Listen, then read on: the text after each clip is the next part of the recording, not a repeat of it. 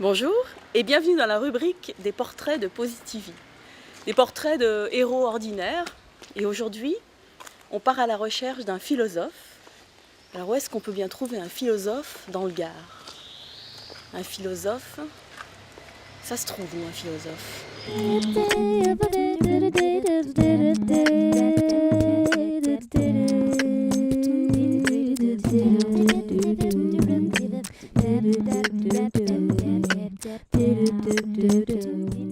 Et alors un philosophe du Kélar, vous en connaissez un, messieurs?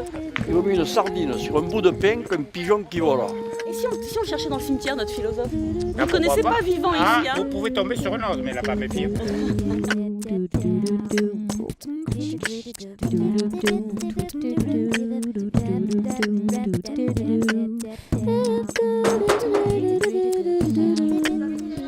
Faudrait aller voir au bar peut-être, hein. Non? Au bar du village? Oui, peut-être simplement au bar du village. Ben voilà, ça y est, on a trouvé notre philosophe.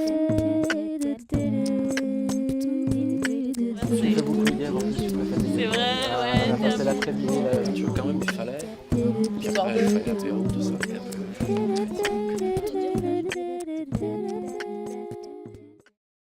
Comment est-ce qu'on se construit philosophe forain?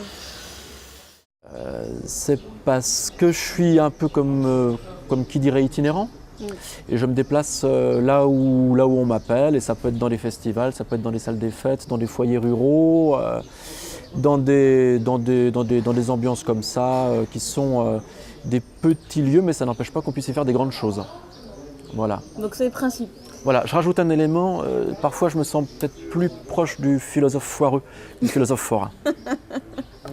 En fait, moi je me rends compte que je travaille beaucoup à la marge. Je travaille beaucoup avec des gens qui sont sur des situations d'existence qui sont extrêmement radicales.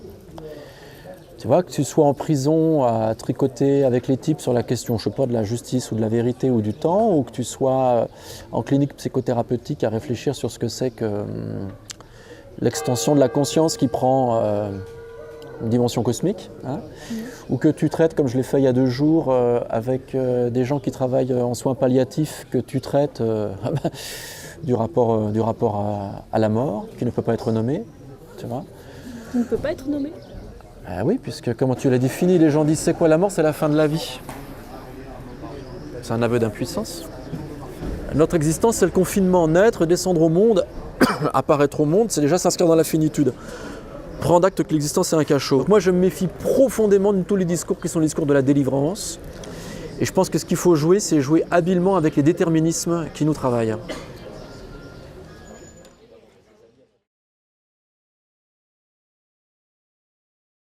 Quand j'ai fait la Zonzon, je commençais, tu vois, j'avais 7-8 ans de prison dans le dos et je me suis rendu compte que je commençais à déguster. Donc c'est une des raisons pour lesquelles je me suis mis en travail d'écriture.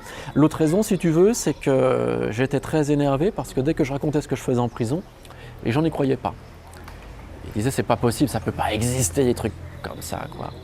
Donc je me suis dit, puisque quand tu racontes les choses réelles, les gens n'y croient pas et ils ont l'impression que c'est de la fiction, putain, tu vas faire le truc à l'envers, quoi, tu vois. Les gens, tu vas leur raconter une brave fiction et les mecs, ils vont tomber dans le panneau et grâce à la fiction, bing, ils vont accéder au réel. C'est quand même un labeur que la philosophie, tu vois.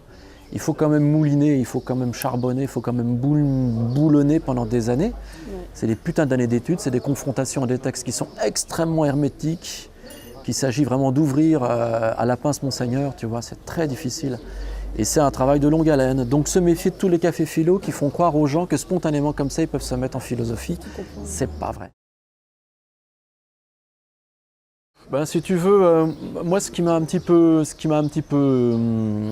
agacé, navré, c'est que je me suis rendu compte qu'il y avait beaucoup de gens en fait qui s'engageaient en philosophie ou en culture comme un marchepied pour une réussite professionnelle. Et je me suis vraiment posé la question de savoir si j'allais moi aussi rentrer un peu dans le panier de crabe et puis mener cette bataille pour devenir le Rastignac de la philosophie, triompher comme ça. Et utiliser la culture et la philosophie à des fins qui sont profondément finalement ordinaires et quelconques, et j'allais devenir une espèce d'épicier du concept. J'ai décidé, comme dit Albert Kosrid, de renoncer à l'ambition pour préférer choisir la sérénité, quoi. Voilà. J'étais confronté à un corps administratif qui m'a dit comme ça un jour, il y a un impératif à respecter, c'est la rentabilité pédagogique. Et là, je me suis dit, j'ai plus rien à faire avec un monde comme celui-là, hein. Moi, je suis rentré là-dedans dans des lycées en tant que c'est, si tu veux, des matrices pour la République. Et j'y ai découvert un lieu qui, à son tour, était contaminé comme ça par l'esprit de la marchandise. Le but de toute éducation, c'est ça quand même, hein. Ex docere, conduire hors de. Donc il ne faut surtout pas mettre l'enfant au centre du système. Il faut le décentrer. Il n'y a pas d'éducation sans violence. Et c'est une violence libératoire. Mais quel type de violence? Une violence qui respecte l'enfant. Et la violence qui respecte l'enfant, c'est celle qui l'arrache de son milieu, qui l'arrache de son appartenance de sang, de race, de tradition, d'héritage, et qui l'emmène ailleurs. Il n'y a pas d'entrée en culture sans exil. La première des confrontations que tu fais en philosophie, c'est la confrontation au réel. C'est la plus dure et c'est la plus âpre et c'est la plus insupportable, hein. C'est la raison pour laquelle les mecs ont les matchs de foot, la télé et les élections, hein, pour démissionner de leur existence. Des fois on dit les philosophes sont des gens dérangés, c'est peut-être vrai, mais la vérité c'est que le philosophe est toujours quelqu'un qui travaille à être dérangeant, tu vois. Qu'est-ce qui te gêne dans la philosophie telle qu'elle est transmise, enseignée, pensée au XXIe siècle? Bon, c'est une chose toute simple en fait, c'est que historiquement la philosophie elle se construit toujours en s'opposant à ce qu'on appelle traditionnellement l'opinion commune, l'opinion la plus répandue. Et aujourd'hui la philosophie est très populaire.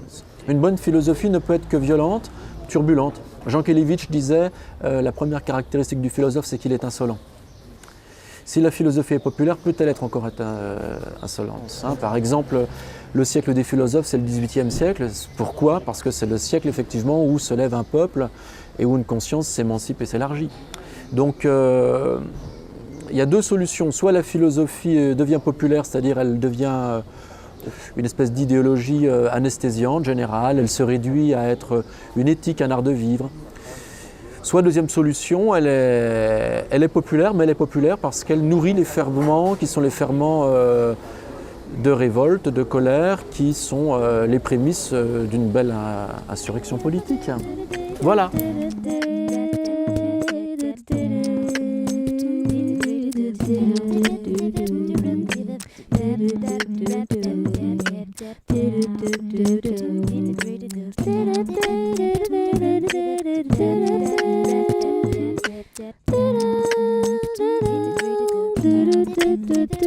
Do